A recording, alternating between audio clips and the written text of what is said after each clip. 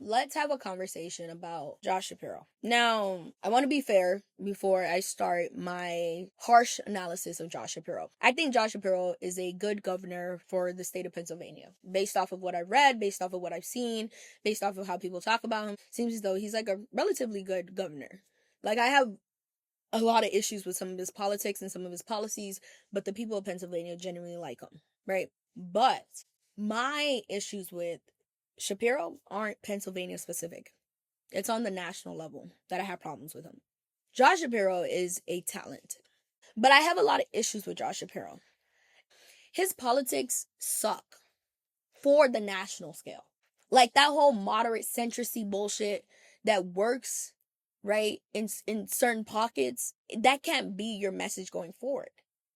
And I'm one of those individuals that genuinely believes that in order for the Democrats to make any type of wiggle room or be able to win, you need FDR level politics in order to get America out of this pit that Donald Trump has dug us into.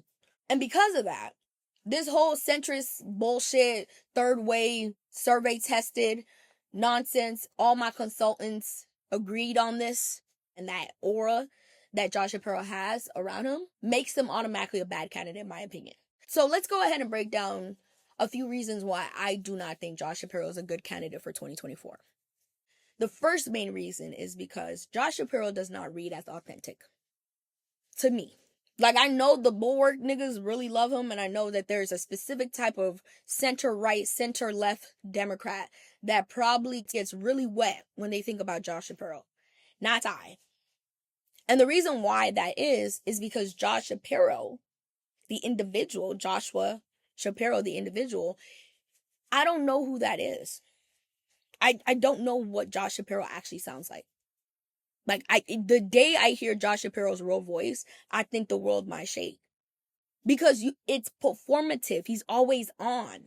He is from the Obama School of Politics. Now, if you look at this is not something that's specific to only Shapiro. There's a bunch of people. I think every single politician that has come after Barack Obama has tried to do the Barack Obama.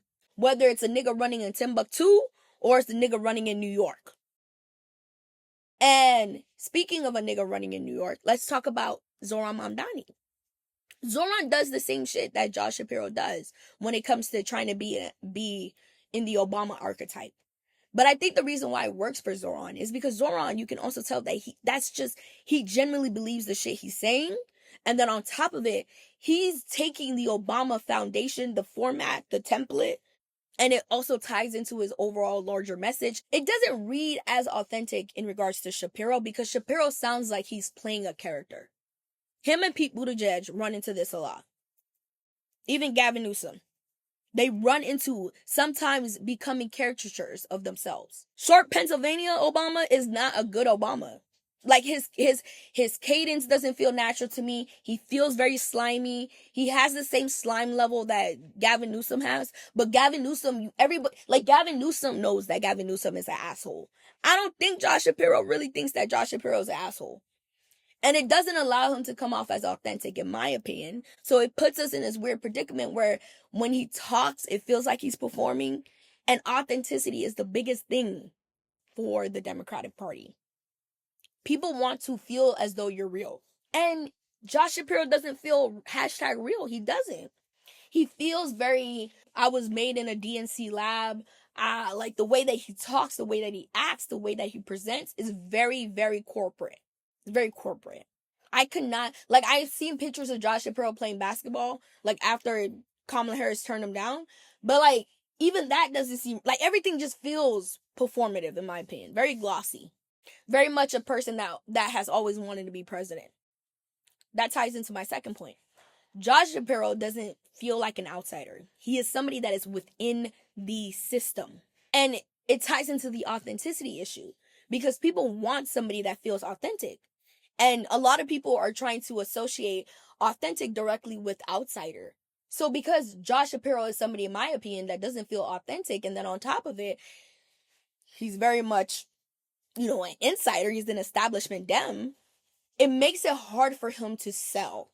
It makes it hard to sell him as a candidate. He reads very corporate centrist. And some people may be like, well, he's more progressive on this and he's more progressive. No, he reads very corporate centrist. He looks like it. He's coded as it. He talks in that manner. He talks like somebody that always plays within the 40-yard lines. And I don't think Americans want to participate in this faux popularism politics that Democrats usually do. So Josh Shapiro has picture upon picture upon picture upon picture of him being within the Democratic establishment. People don't really want somebody within the system that is actively going to give milquetoast system light. And the issue with that as well is the fact that because Josh Shapiro is within the system and because Josh Shapiro smells and looks like the system, it doesn't allow for him to actually push back. And when he does push back, it's like, oh, you just saying that because everybody else is saying that. You know, you just fall apart, like you're a part of the chorus. I remember one of the moments that I really respected him. One of the moments where I really respected him was when he pushed back against Schumer trying to tie in the hate crime that he experienced into the whole IDF Israel, like into the whole pro-Zionist shit. And he was like, keep my name out of your fucking mouth. That's what I respect from him. But that is something that is needed 99 to 100% of the time. People need to feel as though you hate the system. You do not like the system. And being somebody that is of the system, birthed by the system, is doing the Obama cookie cutter shit, but you don't have that much talent to Zoranify it. Like, you know what I mean? Zoran was able to, is it the Zoranification of Obama? No, it's the Obamification of Zoran. Mix parts Obama, parts Zoran to get to where he is right now. Josh Shapiro seems all Obama. Well, all Pete Buttigieg playing all Obama. And that's a problem for him. Because he smells and looks and tastes like the establishment. The other reason why I don't think Mr. Shapiro is going to... And I know people are waiting for the reason that we're going to talk about. But prior to us talking about the whole Israel of it all, I do think the fact that Josh Shapiro has so many like moments where it looks bad for him. The whole case that he has with the lady that got stabbed multiple times. Yeah, that shit gonna haunt you, bro. That is, what? He's gonna keep having to answer for that. And I'm sorry, yo. I'm sorry. I don't want that. Like, there's nothing in my body that has the appetite for defending that. I'm not gonna tell people to vote for somebody that I feel genuinely uncomfortable with. And that story makes me uncomfortable. Like, you need to answer for that, young man. Provide some clarifications, some explanations. And whomever he's going against, whether it's in the Democratic primary or it's in the general, that person is going to have a smart enough team to bring that story up multiple times. Josh McStabberson Shapiro. And it takes too long. It takes too long to explain the complexities of that case. Then on top of it, the whole school voucher thing. I'm not really trying to throw teachers under the bus. I'm sorry. And we need the teacher unions. And the teacher unions hate niggas that prioritize vouchers. So that automatically is a problem. How do you sell to your base? We're going to elect a person who has an issue with a extremely important sector of the Democratic base. Unions and teachers. And I know a bunch of the elites are going to be like, well, look at what happened with the Teamsters. Why do you care about unions so much? Those jobs aren't coming back to Michigan. No, what I'm saying is we're not turning our backs against working people. I'm sorry. I don't give a fuck about the 3 bulwark Republicans that you got on your side. Okay? No, we're not turning our backs on working people, especially teachers that have been at the forefront of this shit. That, alongside a multitude of other things with Shapiro, the whole signing bombs shit, like, that's not crazy. And some of the other issues that he has within Pennsylvania itself. There are going to be stories that come out about Shapiro. And because his politics are not even straight down the middle, and because sometimes he leans right on certain things, it puts him in a very tricky predicament. The other thing that I want to talk about is the Israel of it all. Josh Shapiro was in the IDF. I think he was a volunteer for the IDF, and he has no remorse for it. Like, he has no remorse for it. Now, I'm not saying you gotta have remorse for, being a veteran in some sense. But what I'm saying is, why were you even doing that? The IDF, why? You're an American. What are you doing? Why are you in another country? Like, I don't know. I don't know. But on top of that, the whole Gaza genocide of it all, and you being a former IDF soldier, and him being a former IDF soldier, bad optics. Doesn't matter. Automatically bad optics. People will shut you down just because of that. If you look at the numbers, 8%. I think it was like 8% of the Democrats support Israel's genocide. 92%? And out of that 92%, you need to get at least a plurality of those individuals to be soft on you, to be soft Josh Shapiro voters. Yeah. With the animosity and the anger people have right now, and with how riled up people are in regards to Gaza, in regards to what we're seeing currently, Josh Shapiro providing his lack of authenticity and his Obama shtick, as well as his plethora of skeletons in his closet, I don't know if people are really willing to go ahead and do that on behalf of Shapiro. I don't know if people are willing to go ahead and give him that grace. And that's a problem for him, not for me, him. Because you were over there saying derogatory shit about Palestinians. You got a body on your jacket. And you hate public schools. That's a lot. And you like signing bombs. Crazy ass nigga, freaky ass nigga right there. You bomb signing nigga.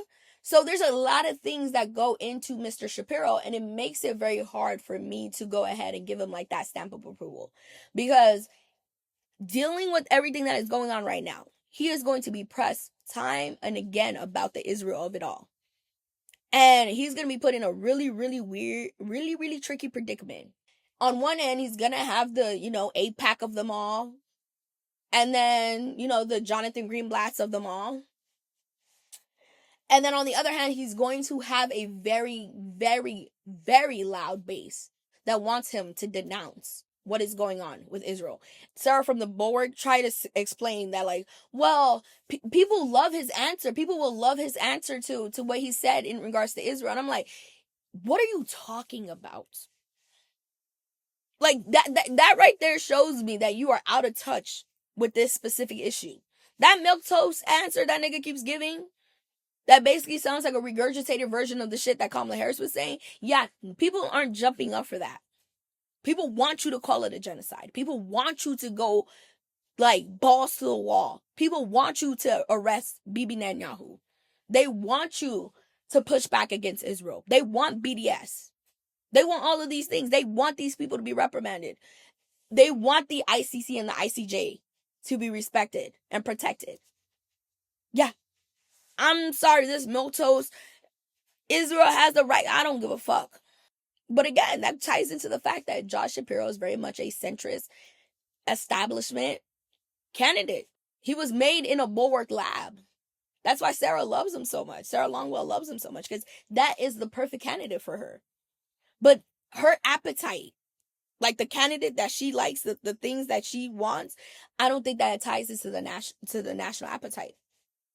And I keep using her as a placeholder for individuals that like Josh Shapiro, because there is a lot to like about Shapiro. He is a very smart politician. But because he's a smart politician and not just a smart guy, I don't know if it's going to work for him. And then lastly, the main reason why I don't like Josh Shapiro. He's a fucking pussy. Josh Shapiro is a pussy. As we've discussed, Josh Shapiro wants to be president. So bad. You could see it on his face. But over the last 10 months, Josh Shapiro has been relatively quiet compared to his peers. And the reason why he's done that, in my opinion, is because he did not want to be targeted by Trump. Very much the Gretchen Whitmer approach. I'm going to be in the background, focus on my state, work with you when necessary, and sign a bunch of bombs. But unlike Gretchen Whitmer, he has shame. So he wasn't doing it publicly. He was doing it, in the back. That's what I would say. I've seen more instances of Wes Moore on national TV pushing back against the Trump administration than Josh Shapiro. And I know Josh Shapiro wants to be president more than Wes Moore. You know how I know that? Because when Kamala Harris asked Josh Shapiro to be her vice president, he asked to be her co-president. That's how crazy that man is. So he wants to be president. But over the last 10 months, he stayed out of the national limelight compared to how, loud he would be if he didn't feel as though Donald Trump would reprimand him. And that to me just shows me you're a pussy. Josh Shapiro, Ruben Gallego, and Gavin Newsom all are under the same slimy, nasty, dirty dog politics. Individuals that you could tell are lifelong politicians who are very transactional, very opportunistic. And it was crazy to me to see somebody as opportunistic as Josh Shapiro not out there more. And it's because he was scared of Trump. So if you're scared of Trump, I can't go ahead and entrust anything in you. And now, and then post what we saw on Tuesday, all of a sudden he's more vocal. He's more out there. And that goes to show me that, oh, you want to be activated when it's easy. When it's easy. Like, now that the Democrats might be getting their mojo back, all of a sudden this nigga is okay with being more prominent. And that shows me that you're not somebody that is a fighter. You're somebody that will ride the coattails and try to claim victory. The same issue I had with Kamala Harris at the beginning of the year, where she kept talking in platitudes and very passive and acting as though she wanted to fight, but in reality she wasn't fighting, and she keeps putting out these like milquetoast ass statements, right? It's the same issue with Josh Shapiro. You didn't want to fight until it was easy and it was beneficial, until it was easy. And people don't want that. People want Chris Van Hollen. People want Chris Murphy. People want Tim Walz whenever he decides to act right. They want AOC. They want Bernie. They want Jasmine Crockett. That's what they want. They want fighters. They don't want passive milquetoast Obama impersonators with too much hair gel in their hair and who hate Palestinians. Good luck, America.